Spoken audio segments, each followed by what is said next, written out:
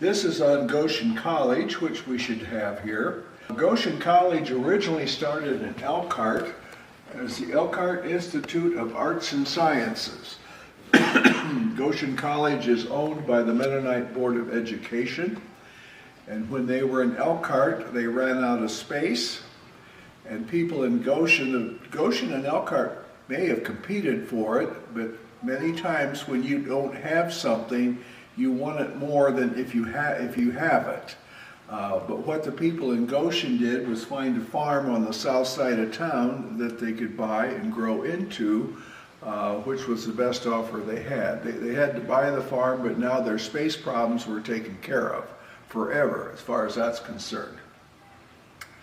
Goshen College, the motto is culture for service, and that's what they really do. When I went to Goshen College in the 60s, I don't think there was a better place to take pre-med or pre-dental than Goshen College. They had a Division IV that was very strong. I was a business major, and they had a 4-hour class that people that didn't major in sciences could take to fulfill a requirement, and they had a PhD teaching it, Arthur Smucker, who was probably bored to death, but where down in Bloomington they'd have a graduate student teach you that. But this is on Goshen College, like I say, a strong nursing program, strong pre-med education, and in the last 50 years they've come out with a strong business program. We're expanding into different markets. This is Mr. Eichste, who invented the seedless watermelon, and there he is with it, and then also shared some of his money with the college on the track out there, out in the field. Here we have the college presidents.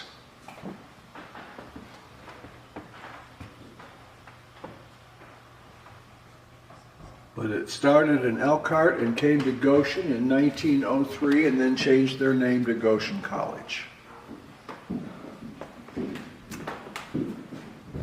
From here we move to our medical community, which is interesting. The first hospital was built in 1909. It was there, served until 1955. All the older people like me in town like to say, well, I was born in a parking lot, because that's what that is today. And this one came down, right next to it was a school of nursing. So Goshen's had a school of nursing for quite some time. In that day, it probably wasn't more than a year, because there wasn't that much to learn, because early medicine, they didn't even have penicillin then. For instance, this building was built in 1909, and in the same time, I had a great-grandfather that died of appendicitis because they weren't operating at that time. They went to bed and prayed, and sometimes it worked and sometimes it didn't. Then we moved on to the hospital in 1955, and this hospital is right here. This picture is about 40 years old. It's totally different than that, but and Goshen Hospital has just recently is joining with the view system, because I think hospitals anymore have to be part of a group to survive and prosper. Here's a doctor's bag. Most people today won't realize that, but doctors made house calls.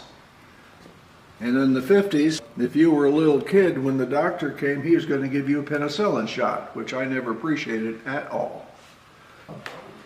This is on the optometrists, the different doctors in town. And we're very fortunate to have them.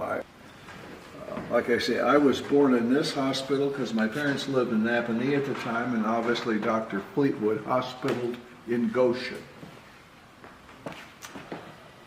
Now we're moving on to industry in Goshen, and early industry, and one of the early industry was Chase Bag. What did Chase Bag make? They made bags. They made flour sacks, seed sacks, potato sacks, grain sacks. During World War II, their sandbag looms ran around the clock, sending sandbags 2 ways. They also made these, which is interesting, and on the Hershey Kiss, that they made the wrapper for it, or the little string for it. As I tell people, somebody's got to make them, and for a while they did. Those came in big sheets. I was also told by someone that they were very instrumental in getting Goshen through the Great Depression because they employed a lot of people. They were steady. The people didn't make a lot of money, but they had a paycheck every week, and that's what counted during the Great Depression.